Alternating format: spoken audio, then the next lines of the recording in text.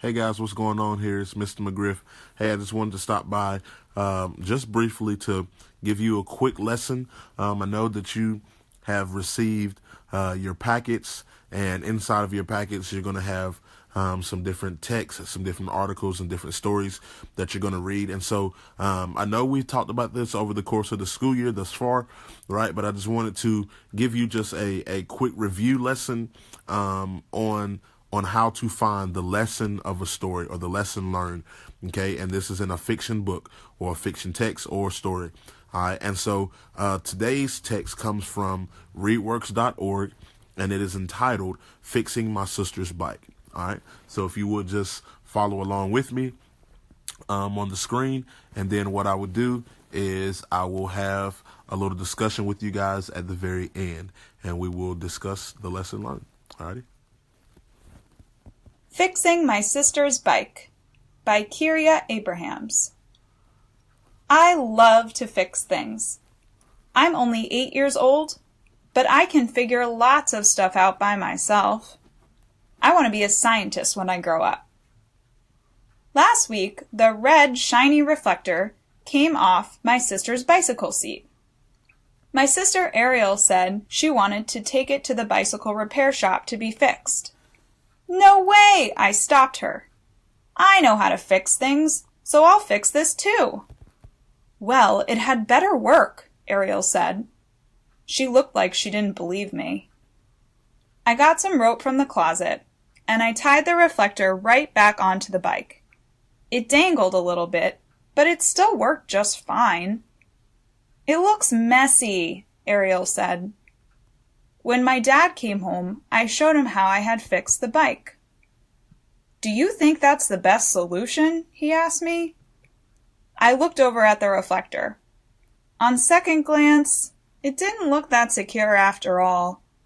There were some pieces of rope hanging off. I shrugged. Yes, it's fine, I said.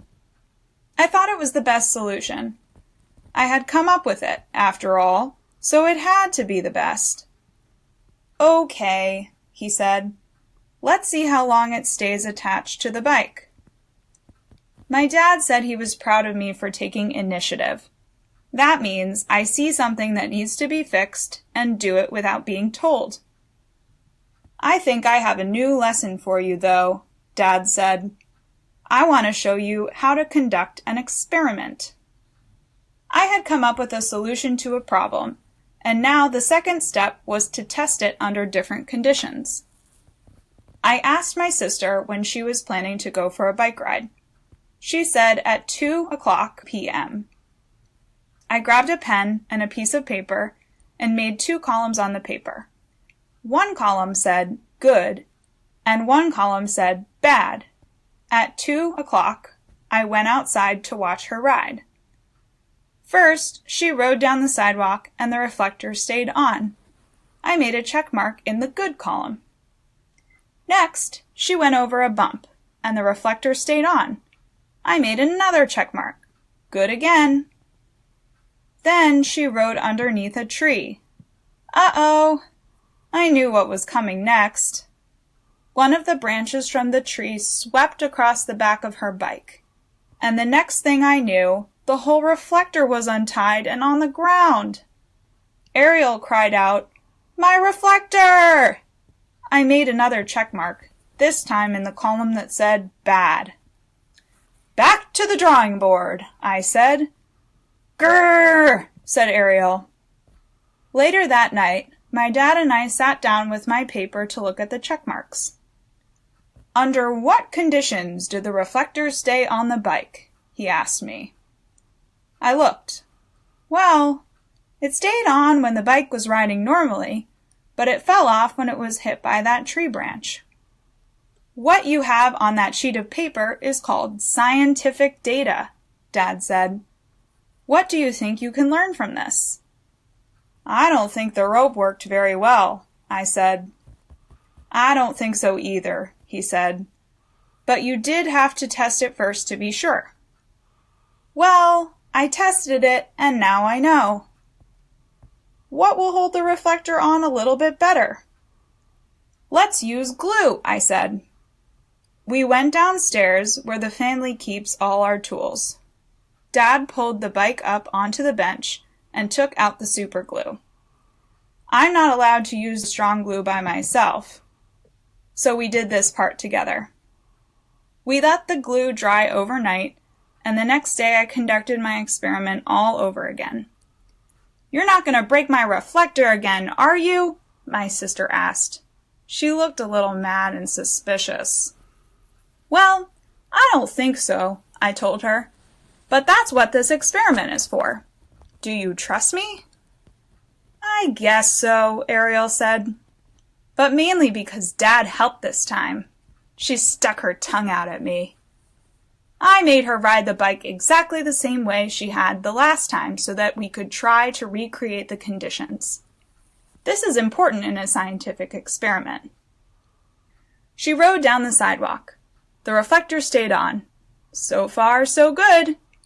Then I had her go over the bump again. The reflector stayed on. I made another check mark. But now it was time for the final test. "Okay, get ready," I yelled. "It's time to ride under the tree." Just like last time, my sister rode under the tree. However, this time, the reflector stayed on the bike. "Yay! It didn't fall off," Ariel squealed happily. I was pretty proud of myself. I made a great big check mark in the good column, and then drew a smiley face just for fun. I turned around to see that my dad had been watching the entire time. "Excellent work, little scientist," he said. "You recreated the experiment and found the solution to your sister's bike problem." "And I saved us a trip to the bike shop," I said. "You sure did," Ariel said, and then she gave me a great big hug.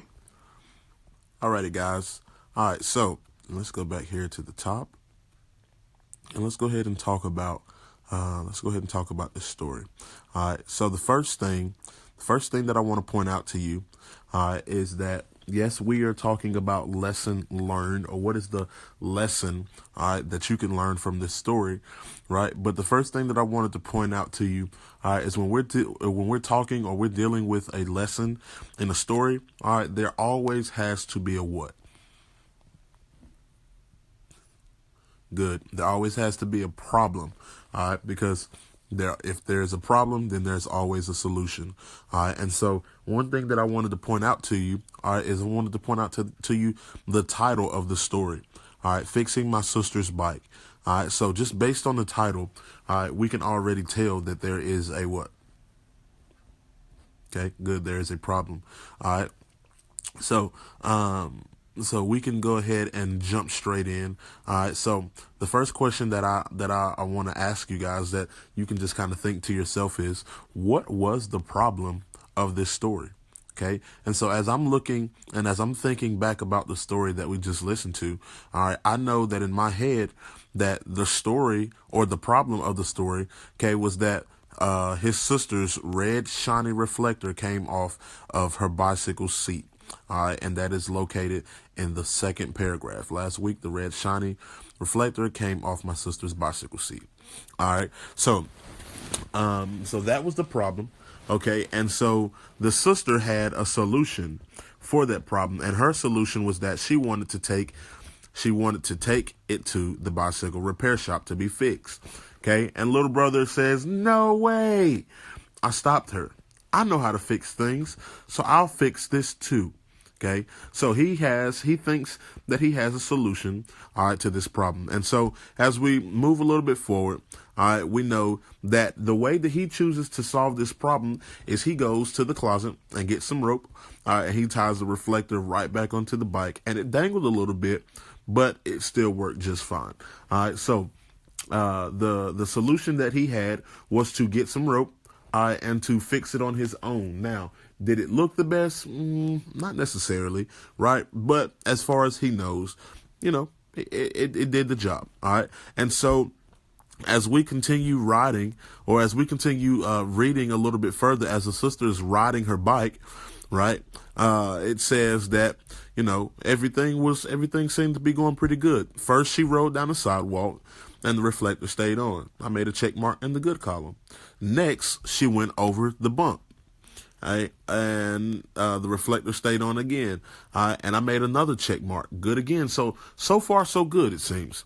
All right, but then she runs into a problem. She rode underneath a tree. Uh-oh. I knew what was coming next. One of the branches from the tree swept across the back of her bike, and the next thing I knew, the whole reflector was untied and on the ground. All right, so we identified the problem, right? We found a solution that we thought, right? But now it seems like we're all the way back at square one, right? Okay, and even little brother says right here at the very top, it says back to the drawing board, right? So he realizes that he had a problem. He thought he solved that problem, okay? But now it seems like he has a problem all over again, right? So I want to stop right there. One thing that kind of sticks out to me was that we didn't read in the story where it says that he got upset or he gave up or, he threw the reflector down and stormed into the house, right? But instead, he chose to say back to the drawing board, which means that he was going to give it another try, all right, to fix this problem that he thinks that he can solve, okay? And so as we move a little forward, right, him and Dad, they have a conversation, okay, and he decides on how he wants to try to attempt to tackle this problem a second time. And so the second way he tries to attempt to solve this problem is he wants to use what? Good. He wants to use some glue. All right. But he knows that, I can't really use super glue. That's some, and that's really, that can be some dangerous stuff. So he uses his dad, which you should always do. All right. Make sure you have your parental guidance when you're doing something that big. Okay. And so as he solves this problem and lets it sit overnight, he has his sister come right back and ride the same exact route. The same exact way that she rode the very first time. All right. And so far, it says she rode down the sidewalk. The reflector stayed on. So far, so good. Then I had her go over the bump again. The reflector stayed on. I made another check mark, but now it was time for the final test. Okay, get ready, I yelled. It's time to ride under the tree. Just like last time, my sister rode under the tree. However, this time, the reflector stayed on the bike.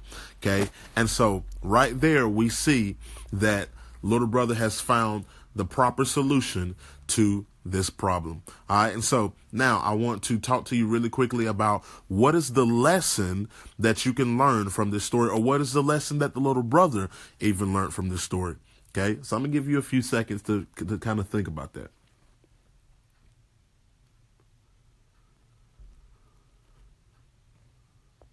All right, okay.